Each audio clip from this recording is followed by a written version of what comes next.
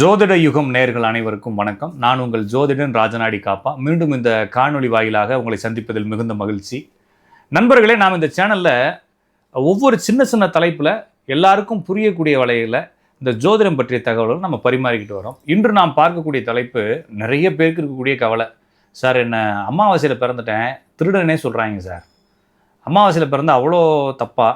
இல்லை பௌர்ணமியில் பிறந்தவங்களையுமே ஓரளவுக்கு இந்த மனம் பாதிக்கப்பட்டவங்கன்னு சொல்கிறாங்க. அப்போ பௌர்ணமி, அமாவாசை இது மாதிரி முக்கியமான நாட்களில் அது நல்லது தானே சொல்கிறாங்க. ஆனால் நான் பிறந்தால் மட்டுமே தப்புன்னு சொல்கிறாங்களேன்ற மாதிரி நிறைய பேருக்கு கேள்விகள் இருக்குது. அப்போ உண்மையிலேயே பௌர்ணமி அமாவாசையில் பிறப்பது தவறா அல்லது நன்மையா? அப்படி பிறந்தால் என்ன நடக்கும்? அப்படி பிறந்தால் ஏதாச்சும் பரிகாரம் பண்ணணுமான்ற வரைக்கும் கேட்டாங்க எல்லாரும், இல்லைங்களா? அப்போ இதை டெக்னிக்கலாக நம்ம பார்ப்போமே. பௌர்ணமி மற்றும் அமாவாசை இதை எதுக்கு முக்கியத்துவம் சொல்கிறோன்னா, இந்த சந்திரனுடைய முழு கதி, முழு பிரைட்னஸுக்கும் அதுக்கப்புறம் முழு இருளையுமே ஒரு முக்கியமான நாளாக குறிப்பிடுறாங்க. இதுக்கு காரணம் என்னன்னா, சந்திரனை வைத்து நாட்காட்டியை வடிவமைச்சதால் இந்த எண்டு ஒரு மாதம் ஆரம்பிக்கிறப்ப என்ன ஆரம்பிக்குது? இப்போ உதாரணத்துக்குங்க, இப்போ இது முடிஞ்சிருச்சு. இப்போ 2025 ஆரம்பிக்க போகுது இல்லையா? அது எதுக்கு? அது ஒரு டெய்லி ரொட்டீன் தானே. அன்னைக்கு ஏதாச்சும் புதுசாக நடக்க போகுதா? இல்லை. இருந்தாலும் நம்மளா என்ன செய்யறோம்னா, அது வருஷம் முடிஞ்சிருச்சு, நியூ இயர் அப்படின்னு சொல்லி கொண்டாடுறோம் இல்லையா? அப்போ நியூ இயரில் ஏதாச்சும் கிரகங்கள் மாறுதா, நம்மளுக்கு ஏதாச்சும் மாறுதானா? ஒன்றும் மாறல. நம்ம காலங்கள் எப்பயும் போல அதே மாதிரி கடந்துக்கிட்டு இருக்கு. திங்கள்லேருந்து செவ்வாய் வருது, செவ்வாயிலேருந்து புதன் வருது. நம்ம இந்த கேப்புக்குள்ள நம்மளா ஒரு டிசைன் வச்சுக்கிட்டு இந்த ஒரு அமைப்புலேருந்து அடுத்த ஸ்டேஜ், இல்லைன்னா ஒரு சைக்கிள் முடிச்சுட்டு அடுத்த சைக்கிள் வரும்போது அதுக்கு ஒரு முக்கியத்துவம் கொடுக்கறது போல இந்த சந்திரனுடைய சைக்கிள் என்பது அமாவாசையிலும் பௌர்ணமியிலும் முடிவுக்கு வருகிறது.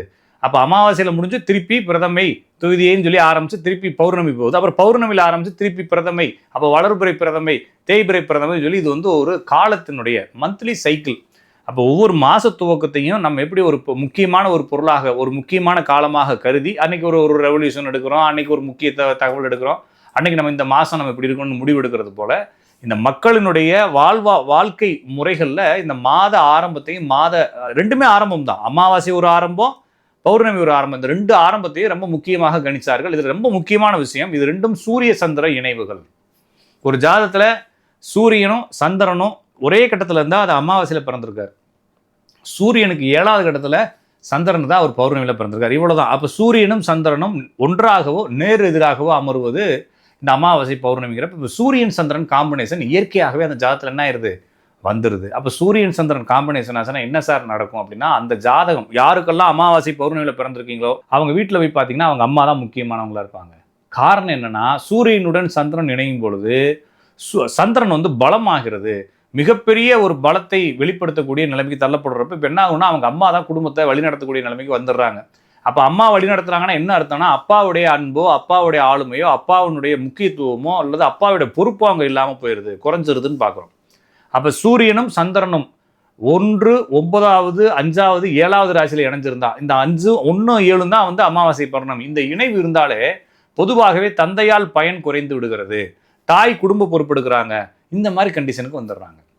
அப்போ இதை சிங்கிள் பேரண்ட் சைல்டுன்னு சொல்கிறோம் இல்லைங்களா? நிறைய பேர் அமாவாசையில் பிறந்தவங்களோ பௌர்ணமியில் பிறந்தவங்களோ பார்த்தீங்கன்னா அம்மா வளர்ப்புக்கு உள்ளாயிடுறாங்க. எப்பயுமே மனசளவில் ரொம்ப மன அழுத்தத்தில் இருக்கிறவங்க அவங்க தான். அதனால தான் இப்போ ஒரு அப்பா இல்லாமல் ஒரு பையன் வளர்றாரு, அம்மா கூட வளர்றாரு அப்படின்னா அவருக்கு இயற்கையாகவே மன அழுத்தம் வரத்தானே செய்யும். அதனால தான் அது மன அழுத்தம்ன்ற மாதிரி கொண்டு போகிறாங்களே தவிர வேற ஒன்றும் இல்லை. அப்போ சந்திரன் சூரியன் இணைவு சில நேரங்களில் வெளிநாட்டு பணிகளை கொடுக்கறது, ஐடி பணிகளை கொடுக்கறது, பெரிய அளவில் ஒரு பிரபல்யமாகக்கூடிய அமைப்புலாம் அந்த சூரியன் சந்திரன் இணைவு தான் கொடுக்குது. அமாவாசையில் பிறந்தவங்களுடைய மேக்சிமம் அவங்களுடைய கணவருடைய மனைவியுடைய ஜாதகத்தை எடுத்து பார்த்தீங்கன்னா அவங்க பௌர்ணமியில் பிறந்திருப்பாங்க. இதனுடைய அனுபவத்தில் நிறைய பௌர்ணமி கேஸ் இருக்கவங்க அமாவாசை கல்யாணம் பண்ணிக்கிறாங்க, அமாவாசையில் இருக்கிறவங்க பௌர்ணமி கல்யாணம் பண்ணிக்கிறாங்க. இது இயற்கையாக நடக்குது. அமாவாசை அப்படின்னா அம்மா பவராக இருப்பாங்க, பௌர்ணமினால அம்மா பவராக இருப்பாங்க, அப்பாவினுடைய யூஸ் இருக்காது. அப்போ இவங்களுக்கு குழந்தை பிறப்பு கொஞ்சம் தாமதமாகும். இவங்க அப்பா அம்மாட்ட கேட்டாலும் சரி, இவங்க பாட்டி தாத்தாட்ட கேட்டாலும் சரி, இவர்கிட்ட கேட்டாலும் சரி, ஒரு 6 மாதம் 7 மாதம் 8 மாதம் குழந்தை பிறப்பு தாமதத்தை கொடுக்கும். காரணம் என்னன்னா, இந்த சூரியன் டேமேஜ் ஆகும் பொழுது சந்ததி விருத்திகளுக்கான சிம்டம்ஸை கொஞ்சம் குறைக்குது, அவ்வளோதானே தவிர வேற ஒன்றும் இல்லை. வெளிநாடுகளில் போய் பெரிய அளவில் பாப்புலர் ஆகக்கூடிய ஜாதகம் இதுதான்.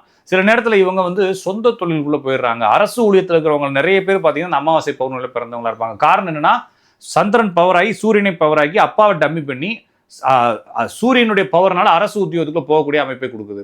அப்போ உங்களை சுற்றி இருக்கக்கூடிய ஆளுமை, உங்களை சுற்றி இருக்கக்கூடிய பொறுப்பு, உங்களை சுற்றி இருக்கக்கூடிய எல்லாமே ஒரு பெரிய பவர்ஃபுல்லான இடத்துக்கு போறீங்க. உங்கள் அப்பாவுக்கு மட்டும் பவர் இருக்காதுங்க, அல்லது உங்கள் குடும்பத்தில் எல்லா ஆண்களுக்குமே பவர் இருக்காது. நீங்கள் அமாவாசை பௌர்ணமியில் பிறந்தவங்க எடுத்து பார்த்தீங்கன்னா அவங்க தாத்தா பாட்டி இருப்பாங்க, ரொம்ப வருஷமா இருப்பாங்க. ரொம்ப வயசு அதிகமாக இருக்கிறவங்களுடைய தாத்தா பாட்டிலாம் பார்த்தீங்கன்னா அமாவாசை பௌர்ணமியில் பிறந்தவங்களுடைய தாத்தா பாட்டி 90 வயசு வரைக்கும் இருப்பாங்க. இந்த ஜாதகருடைய அப்பாவுடைய பொறுப்புகள் கம்மியாயிருது. அப்புறம் இந்த ஜாதகர் கல்யாணம் பண்ணதுக்கு அப்புறமா இந்த ஜாதகருடைய மனைவி தான் குடும்பத்தை பொறுப்பெடுப்பாங்க. இந்த ஜாதகருக்கு பிறக்கக்கூடிய குழந்தைகள் பார்த்தீங்கன்னா மகரம், விருச்சகம், ரிஷபம், கடகம், இந்த 4 ராசியிலேயே மேக்சிமம் பிறக்குங்க. அப்போ இவங்க வீட்லேயே இவங்க அம்மா தான் பொறுப்பெடுப்பாங்க.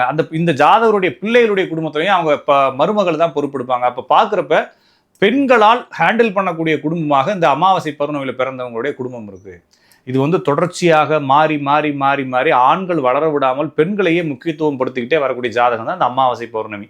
அப்போ இந்த மாதிரி ஒரு விஷயங்கள்லாம் இருக்கிறதுனால இது எதனால நடக்குன்றதை புரிஞ்சுக்காம பொதுவாகவே இந்த அமாவாசை பௌர்ணமியில் பிறந்தவங்களை இந்த மக்கள் வந்து ஒரு ஒரு ஏதோ ஒரு குழப்பமான நீ இப்படி அப்படின்ற மாதிரி சொல்லி வச்சிருக்கானே தவிர இது வந்து டெக்னிக்கலாக இது பூஜை, பரிகாரம், அப்புறமா அமானுஷ்யம் இந்த மாதிரி விஷயத்துக்கெல்லாம் போட்டு குழப்பிக்காதீங்க. சூரிய சந்திரன் இணைவு என்ன பலனை கொடுக்குமோ அந்த பலனை இந்த அமாவாசை பௌர்ணமி யோகங்கள் கொடுக்கும் என்ற அடிப்படையில் இந்த அமாவாசை பௌர்ணமியில் பிறக்கிறது நல்லது தான், ஒன்றும் தப்பு இல்லை, இது தீங்கு இல்லை, திருடர்கள் கிடையாது. அதனால வந்து ரொம்ப இதில் போட்டு குழப்பிக்கிறதுக்கு ஒன்றும் இல்லை. அப்போ இந்த சூரியன் சந்திரன் இணைவு வரும்பொழுது பொதுவாகவே நிறைய பேருக்கு அப்பா வந்து வெளியூர் போயிடுறாரு. நிறைய பேர் கேட்கலாம், சார் அப்பா பிரிஞ்சிருவாரா? நான் ஒரு தடவை அப்படி தான் வீடியோ போடுறப்ப சூரியன் பலமாக இருந்தால் அப்பா இதாகிடுவாருன்னு நிறைய பேருக்கு சந்தேகம். ஐயோ என் பையனுக்கு இருக்கே அப்படின்ற ஒரு சந்தேகம் இருக்கும். இப்போ ஒருவேளை நான் சொன்ன விஷயங்கள்லாம் பார்க்கும் பொழுது உங்கள் பையன் ஜாதகத்தில் சூரியன் சந்திரன் இணைஞ்சிருக்கு, அமாவாசையாக இருக்கார், பௌர்ணமியாக இருக்காருன்னு அந்த ஜாதகத்தை அப்பாவோ அல்லது இந்த வீடியோவை அப்பாவோ இல்லைன்னா அம்மாவோ இந்த வீடியோவை பார்க்குறப்ப ஐயோ நம்மளுக்கு பிரச்சனை வந்துருமான்னு பயப்பட தேவையில்லை. இது என்னென்ன மாதிரி கண்டிஷனை கொடுக்குது அப்படின்னா அம்மா பொறுப்பெடுக்கணும். இப்போ நீங்கள் வந்து சம்பாதிக்கிறீங்க சார், நீங்கள் அப்பாவாக இருக்கிறீங்க, நீங்கள் சம்பாதிக்கிறீங்க, குடும்ப பொறுப்புகளை உங்கள் அம்மாட்ட உங்கள் ஒய்ஃப்கிட்ட கொடுத்துட்டு, அதாவது ஜாதகருடைய அமாவாசையில் பௌர்ணமியில் பிறந்தவருடைய அம்மா கிட்ட பொறுப்பு கொடுத்துட்டு அவங்க அப்பா ஜாலியாக ரன் பண்ணுறது நல்லது. அல்லது இயற்கையாகவே இவர் வெளியூர்களில் போய் வெளிநாடுகளில் போய் மிலிட்ரி அது மாதிரி கொஞ்சம் வெளியே போயிடுறாங்க. இந்த ஜாதகருடைய அம்மா தனியாக இது பண்ணுறாங்க. இதில் வந்து நம்ம நிறைய விஷயங்களை கவனிக்க வேண்டியது இருக்குது. தந்தை பிரிந்து விடுவாரா அல்லது அம்மாவுடைய ஜாதகத்தில் கணவருடன் பிரிவு ஏற்படுமா அப்படிங்கிறத பார்க்கணும். அதே மாதிரி 2-3 பிள்ளைங்க இருக்காங்க இந்த அமாவாசையோட பிறந்தவங்களுக்கு அப்படின்னா அந்த 3 பிள்ளைகளுடைய ஜாதகத்திலே சூரியன் சந்திரன் நிலைமைகள் எப்படி இருக்குது இதெல்லாம் நம்ம மொத்தமாக எல்லாத்தையும் ஆய்வு செஞ்சுட்டு அதுக்கப்புறமா கூர்மையாக நம்ம நோக்குனதுக்கு அப்புறமா இந்த அப்பாவுடைய ஸ்டேட்டஸ் என்னன்னு கண்டுபிடிக்கலாமே தவிர எடுத்த உடனே பௌர்ணமி அமாவாசைனா நான் சொல்கிறத வச்சுக்கிட்டு அம்மா தான் சார் பவர் இருப்பான்னு சொல்லிக்காந்தாலும் அப்போ அப்பாவுக்கு டம்மி ஆயிடுவார், அப்பாவுக்கு யூஸ் இல்லை அப்படின்னு சொல்லி நினைக்கக்கூடாது. அப்போ அப்பா இருப்பார், ஒவ்வொரு மாதிரி இருப்பார். அப்போ எல்லா ஜாதத்தையும் எடுத்துகிட்டு இவங்க அப்பா என்னத்துக்காக இப்படி ஆனார், இவங்க அம்மா ஏன் பொறுப்பெடுக்கிறாங்க அப்படின்றதெல்லாம் நமக்கு நிறைய பார்த்து தெரிஞ்சுக்கலாம். ஆனால் சப்ஜெக்ட் என்னென்னா அமாவாசையில் பௌர்ணமியில் பிறந்தால் அவங்க அம்மா குடும்ப பொறுப்பெடுப்பாங்க. ஜாதகருக்கு ஆளுமையில் கொஞ்சம் பிரச்சனை வரும். இந்த குடும்பத்தை மொத்தமாக பெண்கள் வழிநடத்தக்கூடிய அமைப்பு இருப்பாங்க. இவ்வளவுதான் இருக்கே தவிர மற்றபடி ரொம்ப போட்டு குழப்பிக்க வேணாம். நம்ம அடுத்த வீடியோவில் சந்திப்போம். நன்றி, வணக்கம்.